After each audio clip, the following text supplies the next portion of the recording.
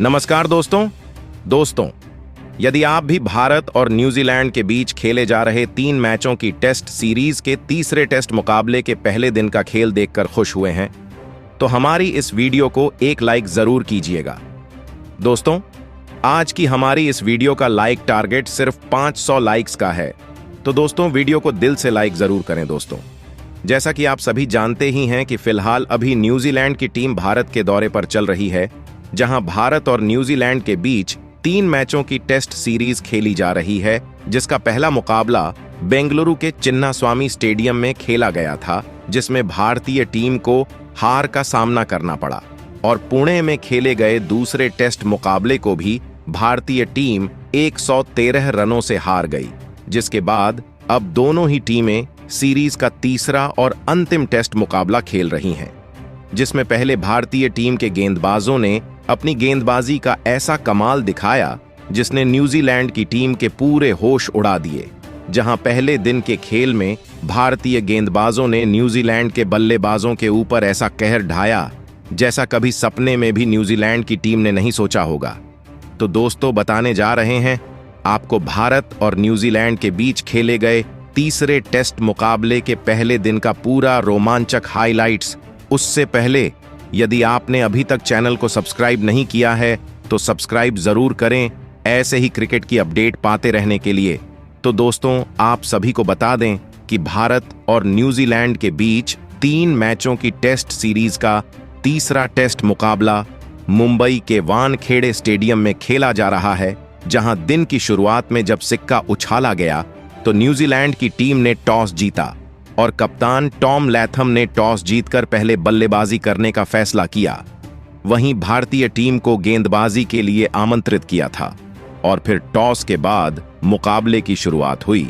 तो न्यूजीलैंड की टीम की तरफ से कप्तान टॉम लैथम और डेवोन कनवे की जोड़ी पारी की शुरुआत करने मैदान में उतरी, जहां इस रोमांचक तीसरे टेस्ट मुकाबले में इन दोनों ही बल्लेबाजों के कंधों पर जिम्मेदारी थी कि अपनी टीम को विस्फोटक और बेहतरीन ओपनिंग शुरुआत दिलाएं। और न्यूजीलैंड की इस ओपनिंग जोड़ी ने मैदान में उतरते ही भारतीय गेंदबाजी पर प्रहार करना शुरू कर दिया, क्योंकि पिच बल्लेबाजी के लिए अनुकूल थी।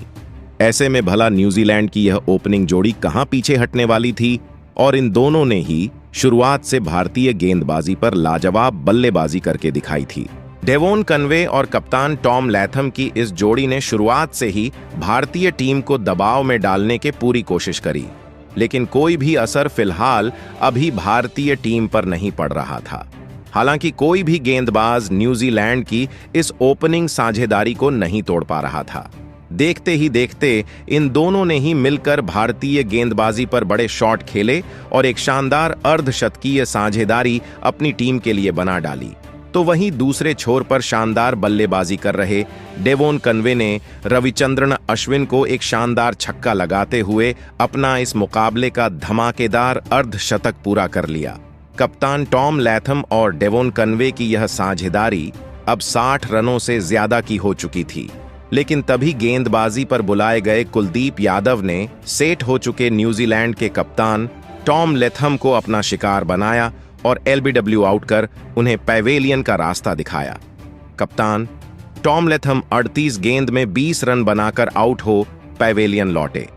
न्यूजीलैंड की इस खतरनाक ओपनिंग साझेदारी के टूटने के बाद अब विल यंग बल्लेबाजी करने मैदान में उतरे थे, और नए बल्लेबाज विल यंग ने भी आते ही भारतीय गेंदबाजी पर बड़े शॉट खेलना शुरू कर दिया, जिसने भारतीय टीम के हर एक गेंदबाज की थोड़ी परेशानियां बढ़ा दी थीं।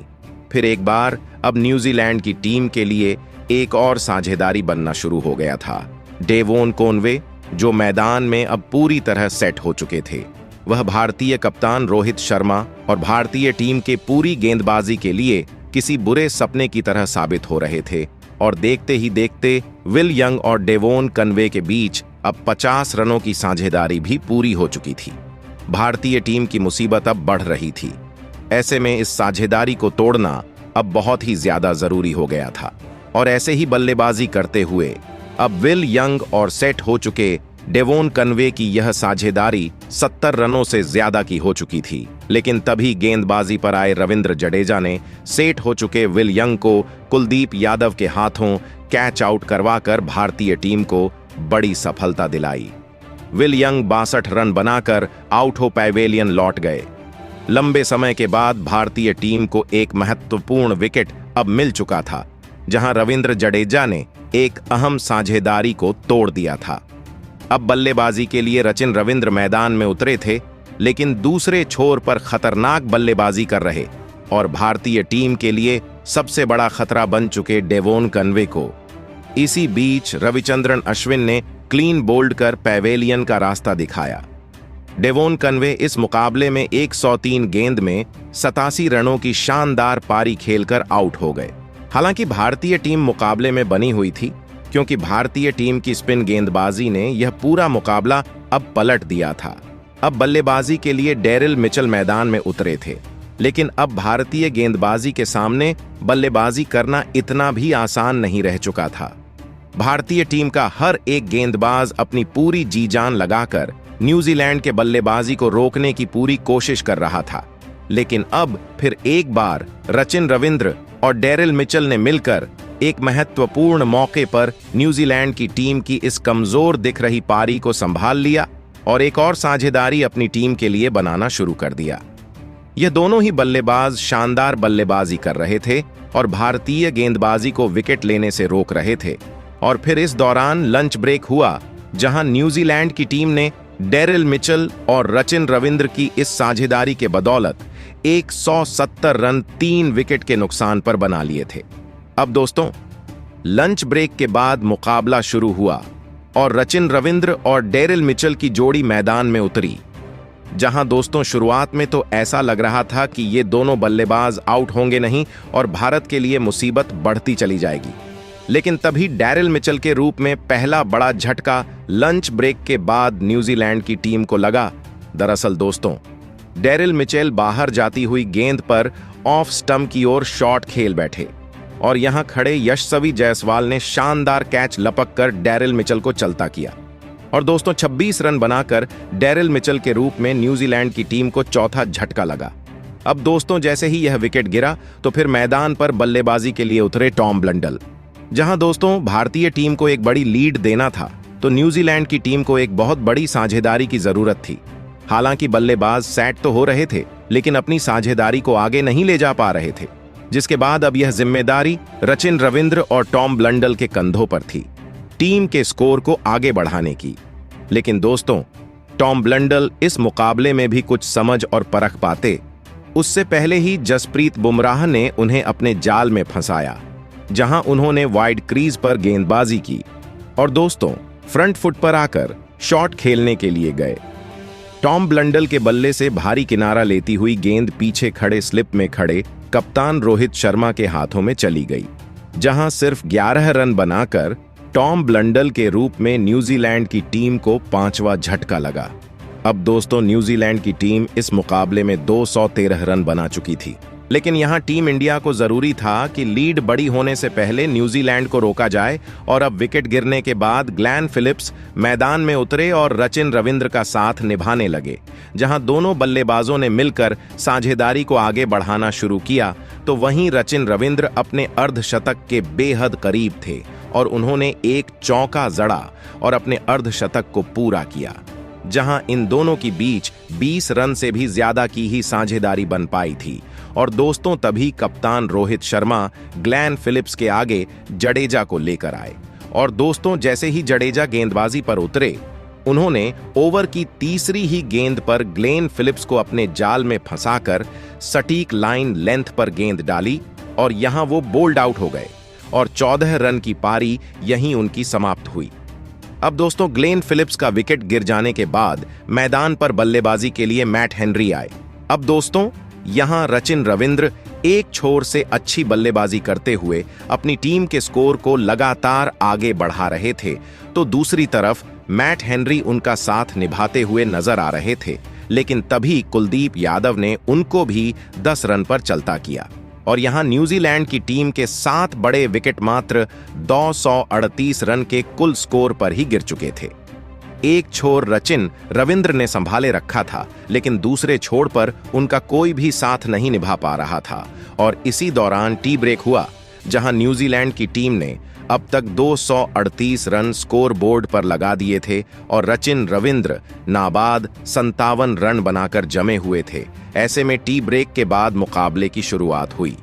तो वहीं दूसरी तरफ उनका साथ निभाने के लिए टिम साउदी बल्लेबाजी करने के लिए मैदान में उतरे, जहां इन दोनों के कंधों पर जिम्मेदारी थी कि अपने टीम के स्कोर को 238 रनों से आगे लेकर जाए और भारतीय टीम के सामने बड़ी लीड खड़ी करे।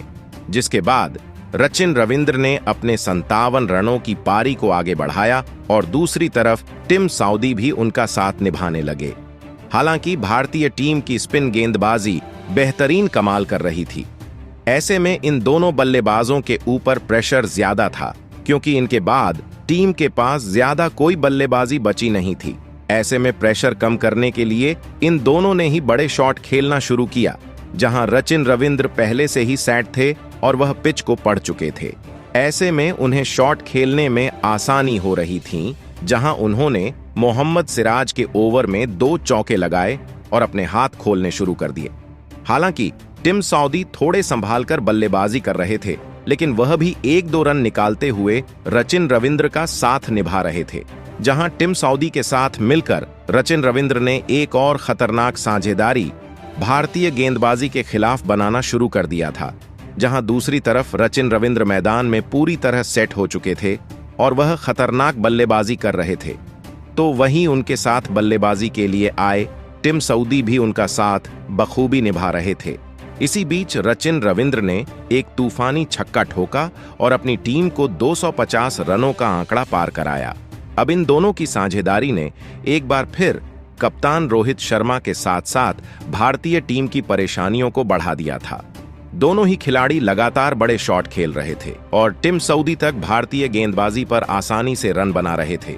और इन दोनों की यह साझेदारी लगातार मजबूत होती जा रही थी, जहां खतरनाक बल्लेबाजी कर रहे रचिन रविंद्र अपने शतक की तरफ तेजी से आगे बढ़ रहे थे और न्यूजीलैंड का स्कोर बढ़ता ही जा रहा था। ऐसे में विकेट निकालना बहुत ही ज्यादा जरूरी हो गया था। ऐसे में रोहित शर्मा ने फिर स्पिन गेंदबाजी पर विश्वास जताया और कुलदीप यादव के हाथों में गेंद थमाई और उन्होंने ओवर की दूसरी गेंद गुगली डालकर बेहतरीन बल्लेबाजी कर रहे टिम साउदी को अपने जाल में फंसाया और उन्हें LBW आउट करके पवेलियन की राह पकड़ाई, जहां इन दोनों के बीच 40 रनों की साझेदारी का अंत हुआ और टिम साउदी 40 रन बनाकर आउट हुए।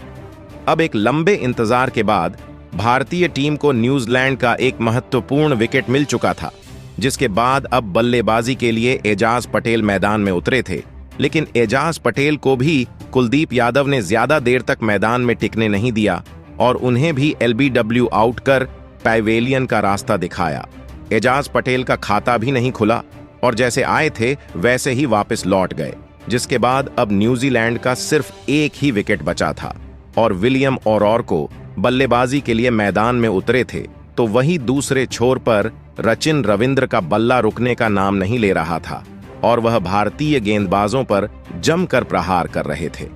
ऐसे ही बल्लेबाजी करते हुए उन्होंने अपने शतक को पूरा किया, लेकिन शतक लगाने के बाद वह ज्यादा देर तक टिके नहीं रह पाए और गेंदबाजी करने आए। रविंद्र जडेजा ने इन्हें ऋषभ पंत के हाथों कैच आउट करवाकर पैवेलियन का रास्ता दिखाया और न्यूजीलैंड की पूरी टीम को ऑल आउट कर डाला, जहां रचिन रविंद्र 104 रन बनाकर आउट हुए और इसी के साथ न्यूजीलैंड की पहली पारी 289 रनों पर ही ऑल आउट हो गई, जिसके बाद ज्यादा समय नहीं बचा था। ऐसे में पहले दिन के स्टंप्स की घोषणा कर दी गई। ऐसे में भारतीय टीम दूसरे दिन अपनी पारी की शुरुआत करेगी और भारतीय टीम चाहेगी कि न्यूजीलैंड के द्वारा दी गई 289 रनों की लीड को जल्दी खत्म करके न्यूजीलैंड के ऊपर लीड बनाई जाए। ऐसे में दोस्तों, अब दूसरे दिन का खेल भारतीय बल्लेबाजों के हाथ में होगा कि वह इसे कितने आगे लेकर जाते हैं। तो दोस्तों, आपको क्या लगता है, क्या भारतीय दूसरे दिन न्यूजीलैंड की टीम के द्वारा दी गई लीड को हासिल कर उनके ऊपर लीड बना पाएगी या फिर नहीं? आप आज भारतीय गेंदबाजों के प्रदर्शन को 10 में से कितने अंक देना चाहेंगे? कमेंट बॉक्स में हमें अपनी राय जरूर बताएं। नए हैं तो चैनल को सब्सक्राइब जरूर करें, वीडियो को लाइक और शेयर करना बिल्कुल नहीं भूलें। धन्यवाद।